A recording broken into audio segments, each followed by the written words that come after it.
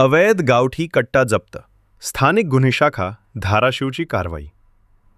माननीय पोलीस अधीक्षक रितू खोखर यांच्या आदेशानुसार नववर्षाच्या पूर्वसंध्येला अवैध धंदे व अवैध शस्त्र बाळगणाऱ्या इसमांविरुद्ध कठोर कारवाई करण्याच्या सूचना देण्यात आल्या होत्या.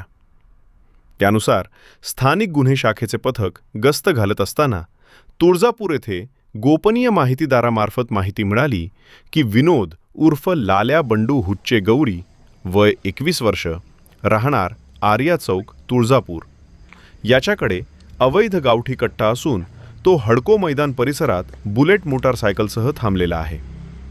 दिनांक 27 फेब्रुवारी 2026 रोजी रात्री 9:50 पथकाने घटनास्थळी जाऊन पाहणी केली असता संशयित इसम आढळून आला.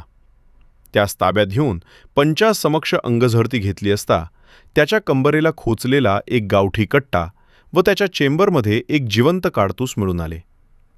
पोलिसांनी पंचनामा करून अंदाजे 25,500 रुपये किमतीचा गावठी कट्टा तसेच रॉयल एनफील्ड कंपनीची बुलेट मोटारसायकल क्रमांक MH25 BD0407 अशी सुमारे 2,60,500 रुपये किमतीची मुद्देमाल जप्त केला आहे.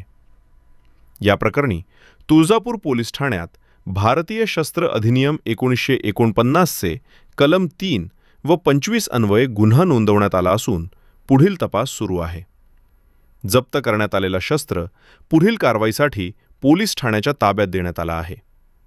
सदर कारवाई माननीय पोलीस अधीक्षक रितू खोखर व माननीय अपर पोलीस अधीक्षक शफकत आमना यांच्या मार्गदर्शनाखाली स्थानिक गुन्हे शाखेचे पोलीस निरीक्षक विनोद इज्जपवार, सपोनी अमोल मोरे, सचिन खटके तसेच पथकातील अधिकारी व कर्मचाऱ्यांनी पार पाडली.